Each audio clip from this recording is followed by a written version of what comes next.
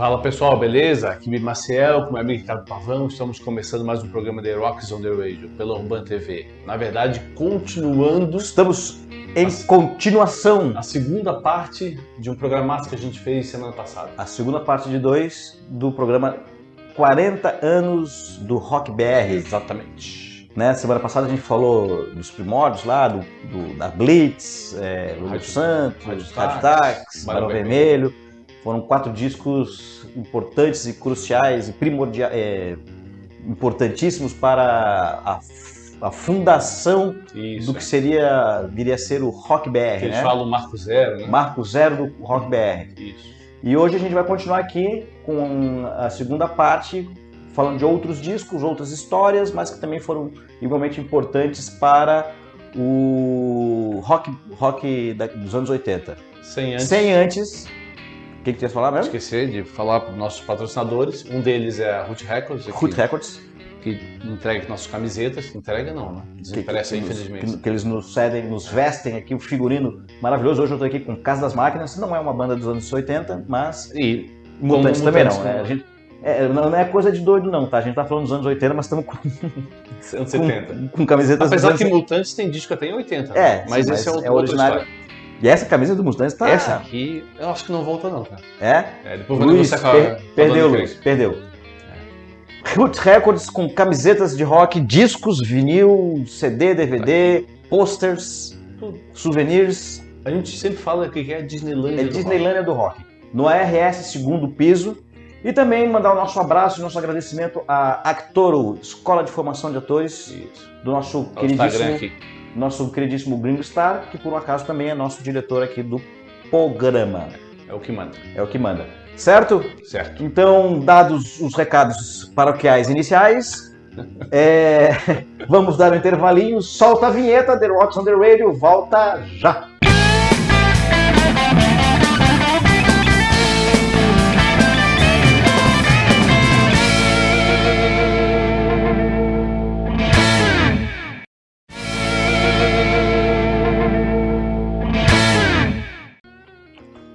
Voltamos e sem mais delongas, vamos de música!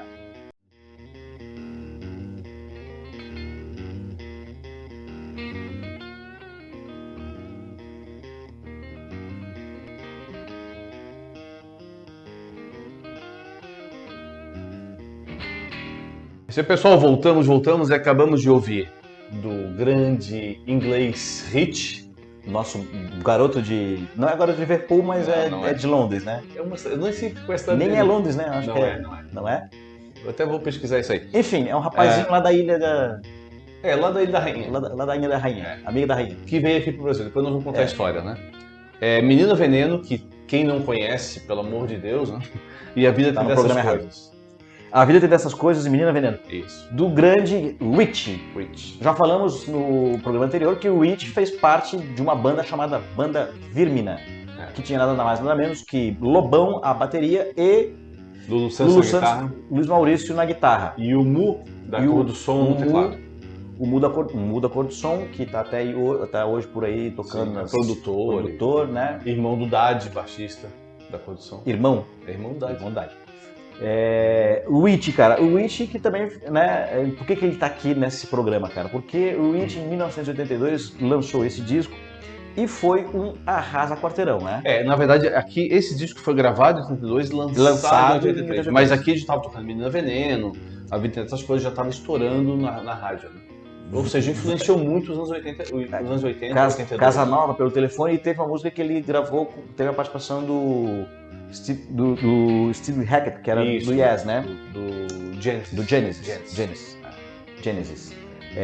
Talvez por serem conterrâneos. Depois ele até participou do segundo, do terceiro disco. Lá na Inglaterra eles já fizeram um trabalho juntos com uma banda. Né? Então eles são amigos lá. Pra vocês terem uma ideia da importância dessa... Bom, ele, inglês... Tem uma historinha por que ele chegou aqui, né? Sim. Ele é filho de militar, ele passou por vários países na Europa, né? E cada país que ele ia, além da aula normal que ele tinha, ele também aprendia a língua nativa, né? Canto. Aprendia canto. E a língua nativa, né? No coral de igreja, onde ele fazia, né? E daí, quando ele virou adolescente, e quase na fase adulta, ele já teve banda lá em Londres, já daí morando em Londres, né? E começou a viver aquela época dos anos 70, imagina, anos 70 em Londres, né, cara? Na verdade, pleno movimento punk. ele começou em 69, por aí, a ter essas bandas. Então tava assim no auge, né? Em 73, se não me engano, 72, 73, ele conhece através de amigos em comum quem? Um grupo de brasileiros, Liminha, dos Mutantes. Era o pessoal dos Mutantes. Rita Lee dos Mutantes, né? Entre outros ali. Que eles foram pra Londres comprar instrumento, né? Muambeiro. Foram muambar. Porque aqui nessa época não tinha loja, não tinha nada, não é como hoje, né? Que você vai ali na esquina e o cara tá vendendo guitarra importada. Até tu encomenda, tu consegue encomendar em uma semana. Tá pelo site, né? Naquela época o cara tinha que... Mas, gente, o Hit veio pro Brasil por causa de uma viagem de sacoleiro. Mas não é simples assim. Daí eles fizeram amizades tinham coisas em comum. Tinham gostos assim, culinários e... temperos, né? Em comum. Especiarias. E na hora de despedir, a Rita Lee falou assim, aparece lá no Brasil. Aparece lá. Tipo assim, encontra o teu amigo na rua, toma um café, passa lá em casa pra tomar um café. Rezando pra quem não vem. E o cara passa. Esse é o famoso chato. O Hit chegou lá em 73, aportou no Brasil, tu lá me convidou e eu vim. Em São Paulo. Cara, então o Hit deu uma de chato, é isso? Isso. Mas aí ele começou a conviver com a turma da música e tal. Já aqui no Brasil, né? Já formou algumas bandas que não tiveram nenhum nome, expressão, onde fundou a Vimina em 77. Aí ele vai pro Rio, né? Isso, 77 por aí, onde conheceu o Lobão, ficou bem amigo do Lobão, do Bernardo Vilhena, que é um dos grandes parceiros do Lobão. Sim, que é um dos parceiros, né? E o Lulu Santos. E daí formaram essa banda, uma banda... Vimina.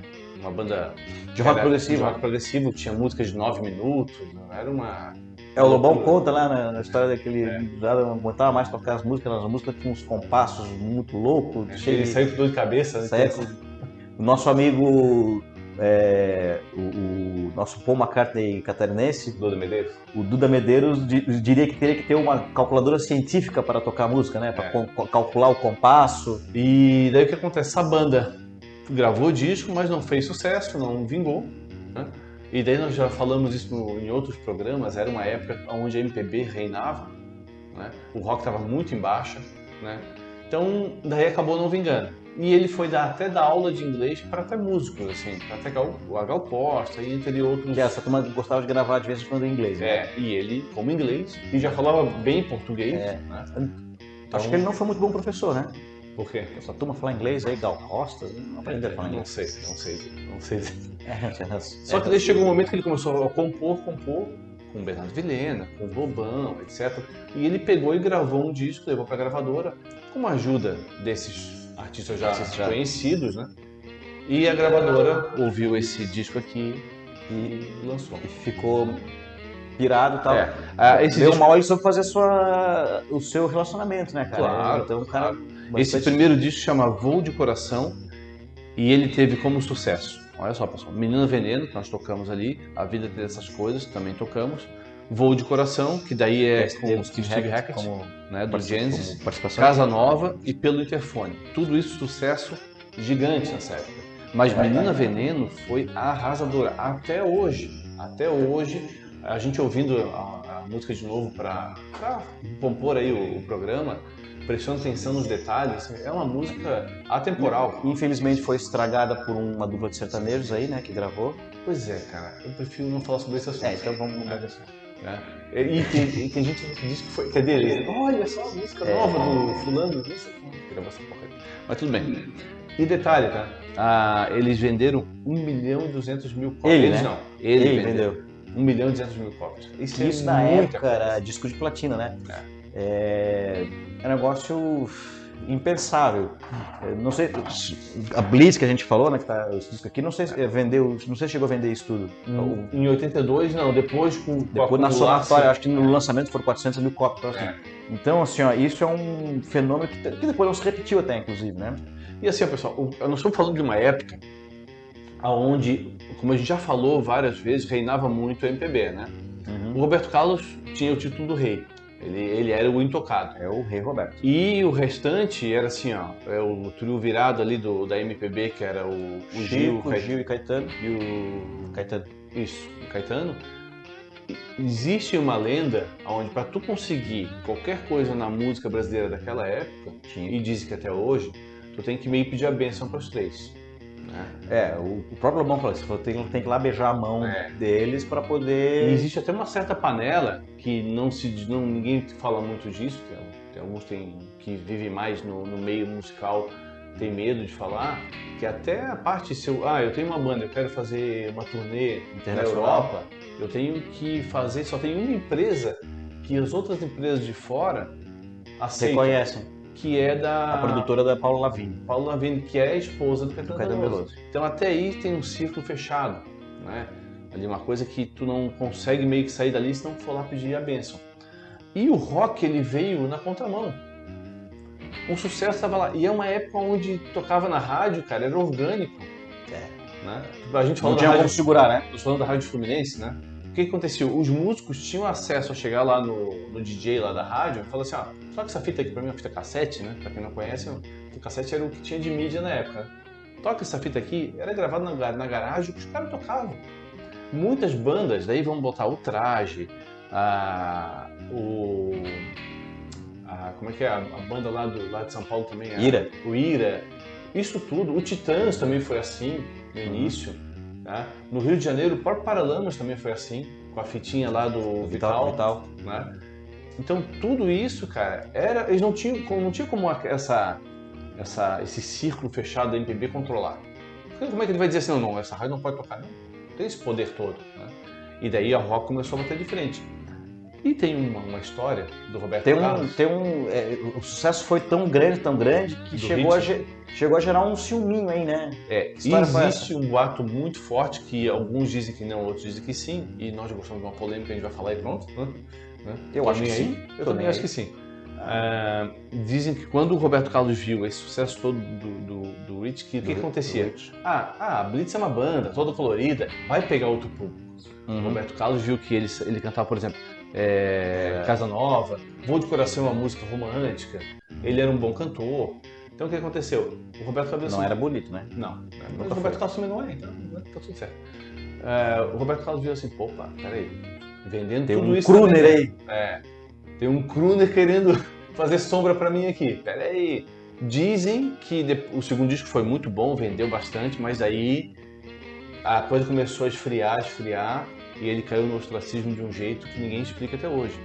Vários programas no YouTube que falam sobre música comentam como é que o Rich, de uma ascensão tão grande, ele deu uma queda. E com uma qualidade musical ainda muito grande. Ninguém entendeu como é que de um sucesso estrondoso como Menino Veneno veio um segundo disco que vendeu quase nada e em seguida sumiu. O terceiro é insignificante. Daí em diante foi só ladeira abaixo e aí hoje ele vive da música que fez lá. Então é um cara que tem praticamente... Ele parece que ele virou produtor, né, Paulo? Tu falou, né? Produtor de musical e tal, e faz a parte de vídeos também, né? Pois mas né, naquela época lá, isso foi bem no início de 83, né, 82 para 83, e esse movimento durou pelo menos 10, 12 anos e ele desfrutou de um ou dois. Ele conseguiu fazer sucesso até, eu acho que 85, ali, no máximo. Quando já estava numa segunda onda, onde veio os gaúchos, onde veio o Traje a Rigor, RPM, daí veio uma segunda leva de bandas que ele não conseguiu ir junto, né? As primeiras bandas lá, Paralamas, Legião e tal, seguiram juntos. Teve mais uma leva de bandas, que de Abelha, que era também da primeira onda. Aí veio depois o Traje Rigor, Ira, a galera do Sul, né? Engenheiros, garotos da rua. Mas ele não seguiu. E ele não conseguiu continuar na onda, né?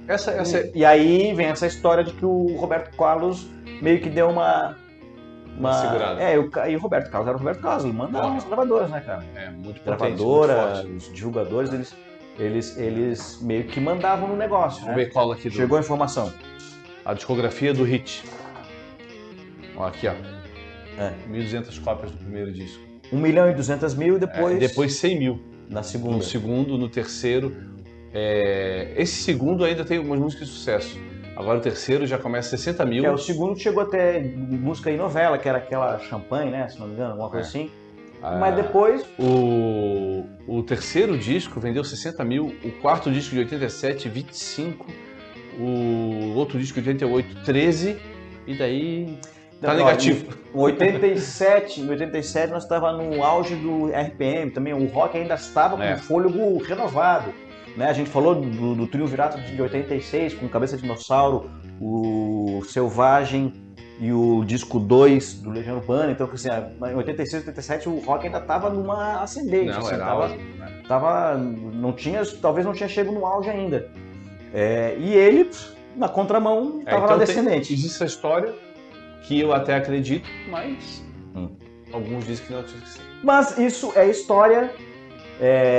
Já estamos chegando ao final desse primeiro bloco e até já estouramos um pouquinho, mas fique por aí que no segundo bloco tem mais histórias de rock brasileiro. O The Rocks on the Radio volta já, não saia daí.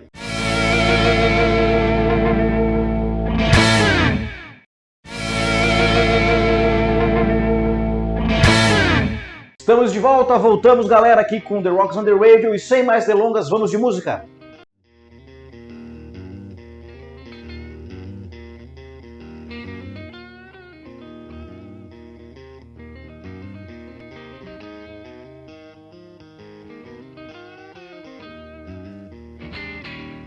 É isso aí, pessoal. Voltamos e acabamos de ouvir Vital e Sua Moto e Cinema Mudo, Paralamas do Sucesso, claro, e Cena de Cinema do Lobão. Tem dois cinemas aí, né?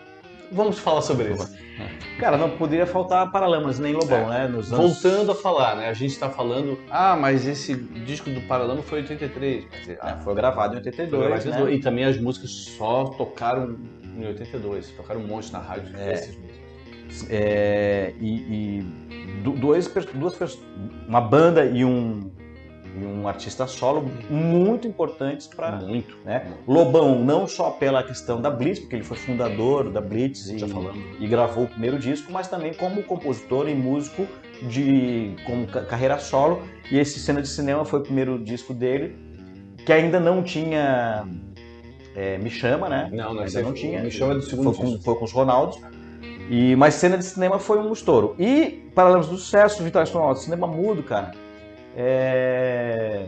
Paralamas do Sucesso já era uma banda que talvez também tivesse um pouco acima da média das outras bandas, né? Tecnicamente falando, né? Tinha um baita do baterista, talvez não, seguramente o melhor baterista do Brasil naquela época e hoje também, né? Hoje tem uma variedade de estilos muito grande que a gente aí fica difícil de dizer. Mas na época, com certeza, era o melhor baterista com forte influência do The Police, com o Stuart Copeland, né? E o próprio Herbert Viana, um dos melhores guitarristas até hoje, né? Ainda é um bom guitarrista depois de todo o problema que ele passou. E o Bi Ribeiro como baixista excelente. E o Bi Ribeiro, tem gente que fala que o Ribeiro como baixista não tem igual, né? Ele é daqueles músicos que conseguem botar a identidade, que tu ouve a linha digital do baixo, dele, né? Ele coloca a digital dele. Ouve a linha assim, essa aí é a linha do B. Ribeiro. Né? Vital e Sua Moto é uma música em homenagem ao primeiro baterista, né? Que era o baterista antes do João Baroni.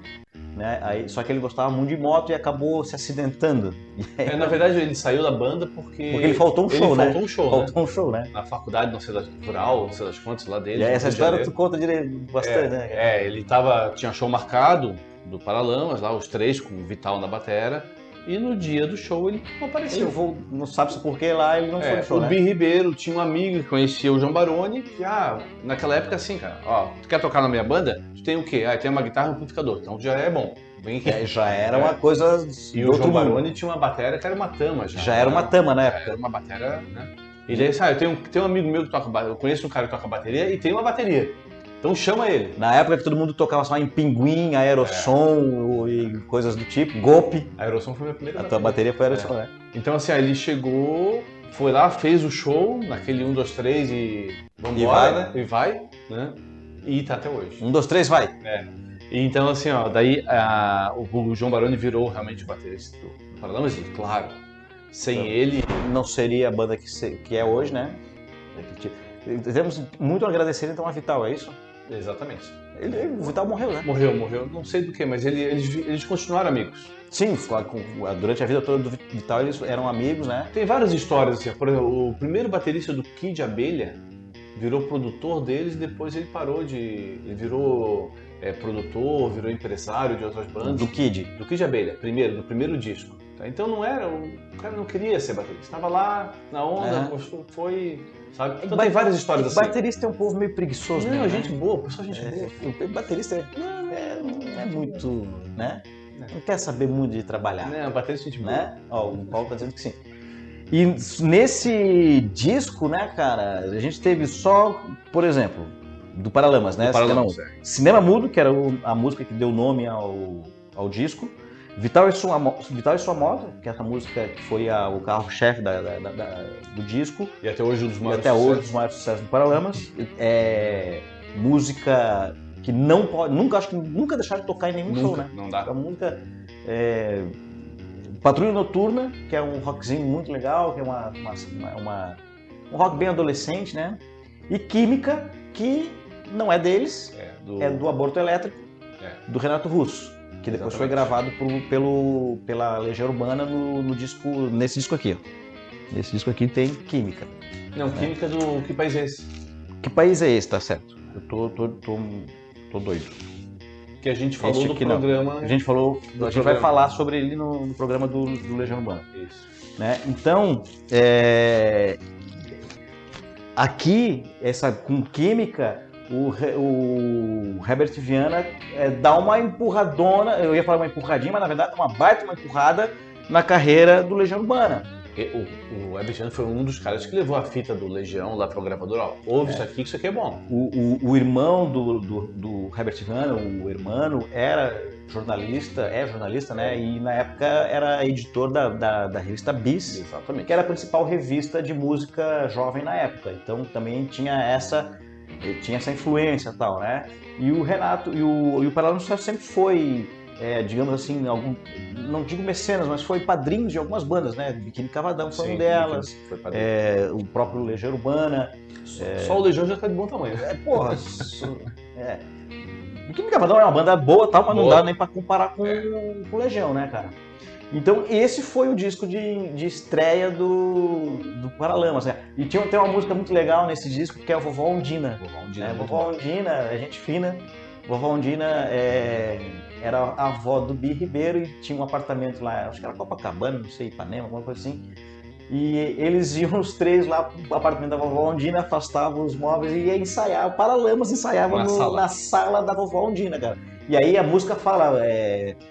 abaixo o volume, meninos, a polícia vem aí, não sei o que tal, a galera reclamando, e aí a Vovó Ondina enxotava a polícia, não sei o que, dava um jeito, e eles continuavam ensaiando, cara. Então, outra pessoa que a gente tem que agradecer muito é a Vovó Ondina, onde ela quer que ela esteja, pelo nosso bom e velho Paralamas ter podido ensaiar na sala dela. Essa música é muito legal. Né? Tem uma música instrumental, né, que é uma clara referência aos discos do The Police, muito, né? Tem Volúpia, que também é uma boa música também. O que peca nesse disco, como vários daquela época, é a qualidade. É a qualidade de gravação. Né? É muito ruim. Isso todos eles eram, né? E todos eles falam e todos os discos eram assim. Nós falamos do Barão, né? O disco era péssimo, né? Gravação em relação à técnica de gravação, né? Isso falado pela própria banda hoje. E depois esses discos todos foram remasterizados. Hoje você encontra aí os discos remasterizados. Aí que se pegar um e outro e colocar para tocar é completamente diferente, assim, né? Soam diferente, né? E depois Cinema Mudo, cara, que foi o primeiro disco... Não, Cena de Cinema. Desculpa, o que eu falei? Cinema Mudo. Cinema Mudo do Paraná. Já tá adiantando. Cena de cinema, a polêmica. Olha a polêmica. Cena de cinema do Lobão, que aí a música realmente que fez sucesso foi... não tinha Corações Psicodélicos nesse disco? Não, era já no segundo também, né? Cena de Cinema, que é uma música bonitinha e tal, não foi o grande sucesso dele, mas tocou muito na época, foi o pontapé pro Lobão, assim, sou cantor. Sou cantor, que ele nem gostava de ser cantor, né? Ele não queria, não é que ele não gostava de ser cantor, ele achava cafonérrimo esse negócio de cantor de rock. Eu adoro falar isso, é o Rafael Bastos. Cafonérrimo. Pra ele, rock tem que ser banda. É banda, tem que ter banda de rock. Esse negócio de cantor de rock não é muito cafonérrimo. E ele, poucas vezes, ele usou só o nome dele. Então ele sempre... Nesse Cena de Cinema era só ele? Ou tinha os Ronaldos já? Não tinha os Ronaldos. Era uma outra banda. Então ele já gravou só pra muita coisa junto. Ele assim, aí depois desse Cena de Cinema ele gravou Lobão e seus Ronaldos, depois... Depois é o Lobão Rock and Roll.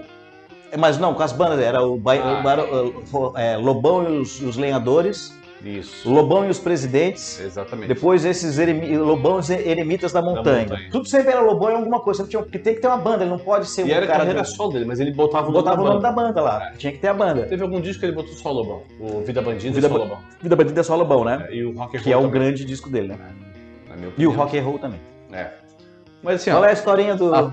O Lobão sempre... A treta. O Lobão sempre envolvido. Né? Imagina, o Lobão é um doce de pessoa. Se a gente ouvir, a gente até botou na sequência de propósito. Cinema mudo e cena de cinema, além dos nomes serem parecidos, a música realmente é bem parecida.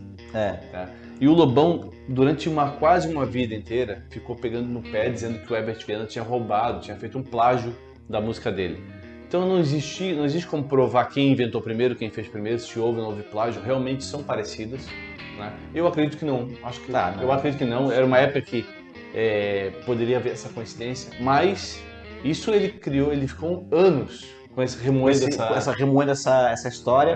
E ele falava descaradamente como característica, como o Lobão sempre não tinha medo de falar, né? E ele até falava assim, Paralamas eu não ouço. Começou a tocar na rádio, eu mudo de estação. Então não comprava nada, não ouvia nada. Ele não sabia do que era Paralamas do Sucesso. Não ouvia nada. Até que depois de um certo tempo ele se rendeu ao... Ele escreveu um livro, Manual Politicamente Incorreto do Rock and Roll. Do rock brasileiro. Muito legal esse livro, por sinal.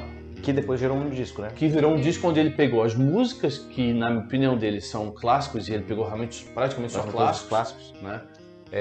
Aliás, Geração Coca-Cola da versão desse aí é muito boa, para mim é melhor que a do Legião.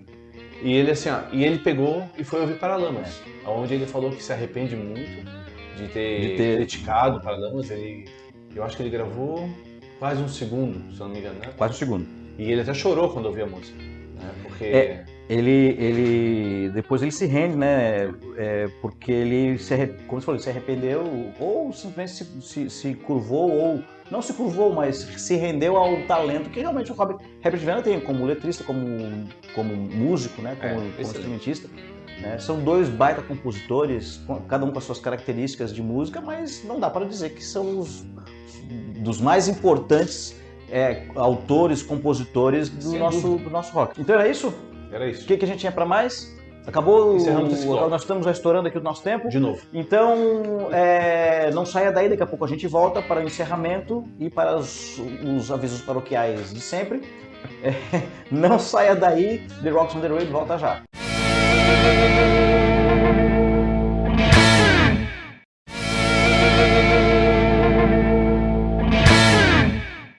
É isso aí, galera. Voltamos com The Rocks on the Radio, agora para as despedidas, sem antes não agradecer, sem deixar de agradecer nossos colaboradores, patrocinadores, apoiadores, Roots Records, que tá com essa camisa maravilhosa. Essa aqui não volta. Vou conversar com o meu gerente de banco lá, ver se consigo empréstimo. Apesar de ele estar falando isso, são camisetas boas, mas com precinho bem camarada, preço acessível. Nós estamos economizando, latindo para economizar cachorro. Então aqui, Casa das Máquinas, né? Casa do Rock. Casa do Rock é o disco, né? E Casa das Máquinas é a banda. Mutantes. Roots Records, lá no ARS, você vai ter discos, todos esses discos aqui também são de lá. Discos, DVDs, CDs, souvenirs, brindes, acessórios, posters. E um abraço para o nosso amigo Gringo Star da Actoro, Escola de Formação de Atores. Isso. Quando é que a gente volta? Sábado que vem, às 19 horas. Às 19 horas. Mas antes disso, de acabar, nós vamos escutar o quê? Lembrando que nós temos a tradição de sempre tocar. Quase sempre, pelo menos. A gente sempre tenta, pelo menos, trazer uma banda catarina. É isso aí. Que vamos hoje é quem? Nossos sócios. Opa! Eles das Aranhas sempre estão aqui, né? Quem que é hoje? Sonido Club. Sonido Club. A dupla de 7. A dupla de 8. O 7 de dupla. O 7 de dupla. A banda de 2 que vira 8. É. Os octopus do rock. Né? Bom, nunca vi, cara, aquele negócio lá de... Os caras tá são louco, bicho. Os caras são foda. E é música nova, própria. Música própria, autoral da própria autonomia. Própria, exatamente. Solitário Grão. Porra. Uma sonzeira, um clipe muito bem bom produzido. Clipe, né? Porra. Qualidade Eles estão excelente. produzindo uns clipes, essa turma ali tá produzindo um clipe. Eles fazem música de né? qualidade, tocam muito, os clipes são excelentes. E assim, ó, procurem eles nas redes sociais, no YouTube, que eles têm uns vídeos quando eles foram fazer o festival dos Beatles. Lá em Liverpool, lá, né? Eles têm umas versões dos Beatles excelentes. Eles tocaram lá, pô, os caras tocaram em Liverpool no festival de Beatles, cara, então não é pra qualquer um. Redes sociais? @the.rockradio. E agora a nossa rede social tá bombando, porque nós temos uma equipe mundial que faz pesquisa em todos os rincões do planeta para trazer todos os cantos, todos os rincões do planeta, para trazer notícias fresquinhas do mundo do rock, né? Exatamente. Então você vai ter lá, como é que é? @the.rockradio. Repete os 3 vezes bem rápido. @the.rockradio. E então, semana que vem a gente volta às 19 horas pela Urban TV. Se você acessa lá, www.urbantv.com.br. Sábado às 19 horas, programa inédito. Isso. E reprises inéditas. Durante a semana, vai lá na grade. Você vai lá, procura lá na grade que vai achar. Ok? Então fique com o Sonido Clube, com a música Solitário Grão. Solitário Grão. Semana que vem a gente está de volta. The Rocks on the Radio volta semana que vem. O Rock salva.